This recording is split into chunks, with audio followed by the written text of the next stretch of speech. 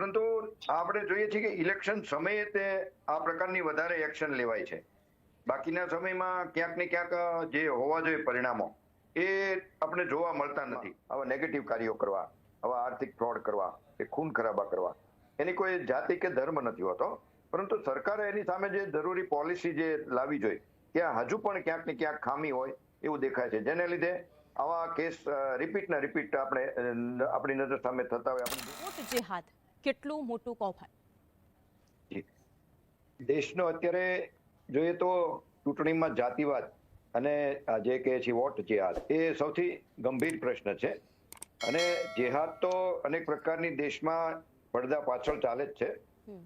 Vote જેહાદ સિવાય પણ લવ જેહાદ છે, જમીન જેહાદ છે, વસ્તી જેહાદ, વ્યાપાર જેહાદ, આવી ઘણી પ્રકારની જેહાદ દેશમાં ચાલે છે. પરંતુ આપણે જોઈએ છીએ કે ઇલેક્શન સમયે તે આ પ્રકારની વધારે એક્શન લેવાય છે. બાકીના સમયમાં ક્યાંક ને ક્યાંક જે હોવા જોઈએ પરિણામો એ આપણે જોવા મળતા નથી. જે રીતે જોઈએ તો દેવી શક્તિને કેટલા અનેક હાથ હોય છે, એની પોતાની શક્તિ હોય છે. એવું છે જાણે કે સત્તાની શક્તિને પણ અનેક પ્રકારના જે હાથ છે, એટલે કે આ ઈડી છે, સીબીઆઈ છે, એન્ફોર્સમેન્ટ ડિપાર્ટમેન્ટ છે, ઇન્કમ ટેક્સ છે, આ બધા એની પોતાની શક્તિ હોય એ રીતના સત્તાની શક્તિ એ જનરલી ઇલેક્શન સમયે વધુ દેખાય છે. જો રૂટીનમાં દેખાતા હોય તો સૌથી અસરકારક પણ છે એવું આપણે લાગે, પણ માત્ર ઇલેક્શન ટાઈમે દેખાવું એમાં ખાસ કરીને આપણે જોઈએ છીએ, કદાચ એક્સિડન્ટલી હોય તો એક્સિડન્ટલી કહી શકાય કે ઇલેક્શન સામે યુપીમાં જયારે ઇલેક્શન હતું ત્યારે નોટબંધી થઈ, ક્યાંક ને ક્યાંક વિરોધીઓને આર્થિક રીતે નબળા પાડવા કે જે કોઈ ઇન્ટેન્સ છે, નોટબંધીથી આપણે ઘણું બધું કદાચ મળ્યું હશે, પરંતુ જે કાળા નાણાંનું સપનું હતું, કાળું નાણું આવશે, બ્લેક મની, એ કઈ આવ્યું નહીં, એ સપનું અધૂરું રહ્યું. પરંતુ ઘણી બધી ફાયદા છે એની સામે ઘણી બધી તકલીફો પણ થઈ. એ જ રીતે ઝારખંડમાં જોઈએ, ઓરિસ્સામાં જોઈએ, અને અત્યારે આપણે આ મહારાષ્ટ્રના ઇલેક્શન વખતે ગુજરાતની સાથેનું કનેક્શન જોઈએ. જે રીતે નાણાં મળ્યા છે, 125 કરોડથી વધારાનું ટ્રાન્ઝેક્શન મળ્યું છે, આવા દર ઇલેક્શન સમયે નીકળે છે. એ પણ એને નામ આપવામાં આવે વોટ જેહાદ. કદાચ હોય, એમાં કોઈ નવીન નહીં લાગે, વોટ જેહાદ પણ હોય. પણ જો આ ગેરકાયદેસર પ્રવૃત્તિ ચાલુ હોય તો એને સરકારે પણ નિરંતર ચાલુ રાખવી જોઈએ, જેથી કરીને જે આપણું ટાર્ગેટ છે એ ભ્રષ્ટાચારની સામેનો એ પૂર્ણ થાય. બાકી તો જ્યારે સરકાર જો પોતે જ એ એંગલથી ચાલતી હોય, ચૂંટણી મોડમાં હોય ત્યારે ચૂંટણી મોડમાં, બાકી તો પછી ઉદ્યોગપતિઓની સાથે જ હોય, તો એ વિષય અલગ છે. આપણે જોઈએ તો ગુજરાતમાં એવા ઘણી જગ્યાએ આની પહેલા સીજીએસટીના, સેલ ટેક્સના, ઈડીના રેડ થઈ છે. એમાં ખાસ કરીને અમારા ભાવનગરમાં ઘણી બધી એવી ખોટી કંપનીઓમાં લાખો કરોડો રૂપિયાના આંકડાઓ, જેને કહીને કે 200 કરોડ 500 કરોડની ટેક્સ ચોરી પકડાણી, એવા હેડલાઇનથી આપણે ન્યૂઝ વારંવાર જોઈ છે. પણ પછી એમાં ડીપમાં જાય તો કઈ 10% રકમ પણ રિકવર થઈ હોય એવું દેખાતું નથી, કે સરકારે કાંઈ એવું જાહેર કર્યું કે કોઈને સજા થઈ મોટી. એ 90 દિવસ પછી જામીનમાં બાર રોડ ઉપર ફરતા હોય છે જે તે. એટલે જે હેડલાઇનથી વાત થાય છે એવી જ રિકવરી નથી હોતી અને એવું જ કોઈ સજા નથી હોતી. એટલે એ બાબત પણ વિચારવાનું રહ્યું કે પ્રજા પાસે જે વાત પહોંચે છે એ અડધી જ સાચી હોય છે, પૂરી સાચી નથી હોતી. હાજી, આપની પાસે આવું છું. જે રીતે આ વોટ જેહાદનો મુદ્દો સામે આવ્યો છે ત્યારે સૌથી મોટો સવાલ એ થાય કે આવું કઈ રીતે શક્ય બને? જી, ગુજરાતનું જોઈએ તો આપણા ડ્રગ્સમાં પણ, પ્રોડક્શનમાં પણ ગુજરાત સાથેના કનેક્શન ભૂતકાળમાં આપણે જોયા છે. એ જ રીતના દારૂના પણ આ બધા છે. અને આ જે ટ્રાન્ઝેક્શન કઈ છે મોટું ટ્રાન્ઝેક્શન, એ બેંકનું ખાતું ખોલાવવાનું હોય કે ટ્રાન્ઝેક્શન કરવું હોય, એમાં બેંકના કર્મચારી જો ઇન્વોલ્વ ના હોય તો આ મોટું કામ શક્ય જ નથી. એટલે ક્યાંક ને ક્યાંક બેંકના કોઈ કર્મચારી આમાં જોડાયેલા હોય, અને ખાસ કરીને ખેડૂતના નામે થયા છે. એટલે ખેડૂત તો ઘણી જગ્યાએ આમ તો અજાણ જ હોય છે, અભણ, એક તો અભણ વધારે હોય, અને એને આટલી બધી આવી ફ્રોડની ડિટેલની ખ્યાલ નથી હોતો, એટલે એનો દુરુપયોગ કર્યો હોય. અને આવું તો આપણે જોઈએ છીએ ગેરકાયદેસર પ્રવૃત્તિ દેશમાં બહુ થઈ રહી છે. ક્યાંક ને ક્યાંક આ રાષ્ટ્રીય વિરોધી નાણાં આવે છે અને વપરાતા આપણે જોઈએ છીએ, પણ જોઈએ એવા એક્શન સરકાર તરફથી આપણે સીધા નજરે નથી આવતા. આપણે જે વિસંગતતા જોઈએ આપણે સરકારની, એક બાજુ જોઈએ કે 4 કરોડ બાંગ્લાદેશીઓ દેશમાં ગેરકાયદેસર રહે છે, પણ ક્યાંય કોઈ પકડાણા કે કોઈને પરત મોકલ્યા કે કોઈ બાબતમાં સરકારનું એક્શન એવું આપણે નથી જોયું, કેમ કે એનો ઉપયોગ જિહાદમાં થાય છે, વોટ જિહાદમાં, કે વિરોધીની સામે બતાવવા, વિરોધીની નબળી સાઈડ. એને કોઈ પકડીને બાંગ્લાદેશમાં પહોંચાડ્યા પરત દીધા એવું આપણે ક્યાંય જોવા નથી પડ્યું. ત્યારે બીજી બાજુ આપણે જાણે કે ખાળે ડૂચાન દરવાજા ખુલ્લા, આ રીતના આવી મોટી મોટી રકમ આપણે પકડીએ છીએ, પણ 20 લાખ કરોડથી વધારે તો લોન માફી ઉદ્યોગપતિઓની કરી છે. એ લોકોથી આમાંથી તો ઘણા દેશ છોડીને વયા ગયા છે. અને સિક્કાની બીજી બાજુ જોઈએ તો જે લોહી પાણી એક કરે છે ખેડૂતો, કાળી મજૂરી કરે છે. એક તો ગ્લોબલ વોર્મિંગની એને જે અસર થઈ છે એના પાકમાં અને વરસાદી જે વાતાવરણથી, એમાં કોઈ વળતર નથી મળતું. એ લોકોની 10 લાખ કરોડ જેવી ટોટલ દેશની જો લોન માફી કરે તો એ લોન માફી થઈ જાય તો એ નવા લોહી આવી જાય એમ છે.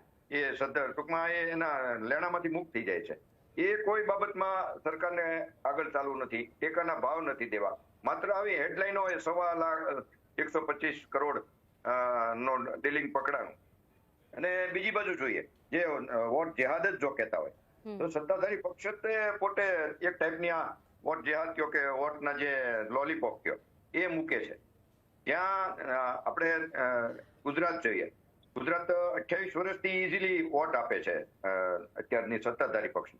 તો અહીંયા સિલિન્ડરનો ભાવ છે 1000 રૂપિયા, કોઈ ખેડૂતને કોઈ લોન માફી નહીં, કોઈ મહિલાઓને બીજી કોઈ વિશેષ નથી. ગેસ આપણે ટોલ નાકાની તો વણથંભી વંજાળ છે ને ખેડૂતો બેહાલ છે. અને મહારાષ્ટ્રમાં તમે જુઓ, બાજુની આપણી બોર્ડર છે, ત્યાં અત્યારે ખેડૂતોને લોન માફીનું પ્રોમિસ કર્યું છે.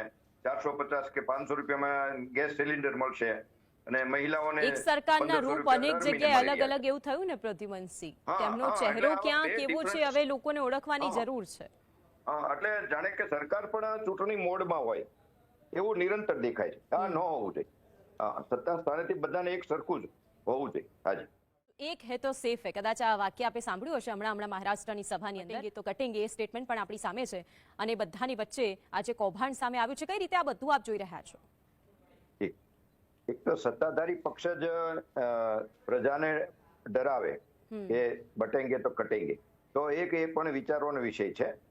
અને બીજી બાજુ વિરોધ પક્ષ જ્યારે નિરંતર કેટલાય વર્ષથી ઘણા સમયથી નિષ્ફળ જતા હોય ત્યારે ક્યાંક ને ક્યાંક એની પોલિસી પણ રાષ્ટ્ર વિરોધી હોય, અથવા તો જે રીતે મીડિયા કે જે રીતે એની છાપ ઊભી થઈ છે તો એને એની પોતાની પોલિસીમાં પણ બદલાવ કરવો જોઈએ.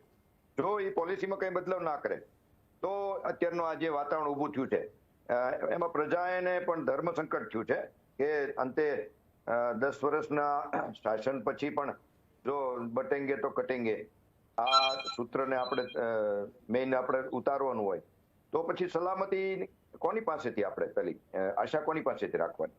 એટલે વિષય આખો જાતિવાદ અને ધર્મવાદ એવા અલગ અલગ છે. એ વિષયો પર અત્યારે આપણે જે ચૂંટણી લડીએ છીએ એ ખરેખર દેશને માટે એક બહુ દુઃખની વાત છે. અને સરકારો પણ જે તે સત્તામાં છે રાજકીય પક્ષો એમણે પણ વિચારવાનું રહ્યું કે અંતે દુનિયા ક્યાં જઈ રહી છે આર્થિક બાબતોમાં, જે આધુનિક હથિયારોમાં, એ દરેક બાબતોમાં આપણે હોવો જોઈએ એવો આપણો પ્રોગ્રેસ નથી. માત્ર આ જમીની આવી બધી જાતિવાદ અને ધર્મના નામે જે તે રીતે આપણે એમાં અટવાયેલા છીએ. એટલે ખરેખર લોકશાહીના ફળ હજી સુધી આપણને જે મળવા જોઈએ એ નથી મળી રહ્યા. ક્યાંક ને ક્યાંક મૂડીવાદ પણ એટલો બધો છે સમાજવાદની પાછળ. આપણે જોઈએ છીએ મફતમાં 80 કરોડ લોકોને અનાજ એક બાજુ દેવું, બીજી બાજુ આપણે ન્યૂઝમાં વાંચીએ છીએ કે દેશમાં મિલિયોનર કરોડપતિઓની સંખ્યામાં વધારો. એટલે આ બે અલગ અલગ પ્રકારના ન્યૂઝ ખરેખર દેશને લોકશાહીને માટે ખરેખર લાંછન લગાડે એવા કહી શકાય. પ્રદ્યુમનસિંહ, આપે જોયું હશે લોકસભાના ઇલેક્શન વખતે જે રીતે ચૂંટણી બોન્ડનો મુદ્દો પણ આપણી સમક્ષ કેટલા લોકો આની અંદર સામેલ હોઈ શકે, કેવી ચેન હોઈ શકે, એ પણ સૌથી મોટો પ્રશ્ન છે. જી, ખાસ તો આવી બધી જે મોટી મોટી વાતો આવે છે આપણે જોઈએ છીએ, પણ બહુ ઓછા કિસ્સામાં આપણે સજા થતા એવું જોયા છે કે કોઈ સરકારને રિકવરી આમાંથી આવી હોય, જે મોટા આંકડા હોય, જે રીતનું નોટબંધી છે એ ટાઈપનું. એટલે સરકારે જો આમાં પહેલી તો ઘણો બધો લોમાં બદલાવાની જરૂર છે, જે કાયદાઓમાં. પછી કોર્ટના કેસ ઝડપી થાય,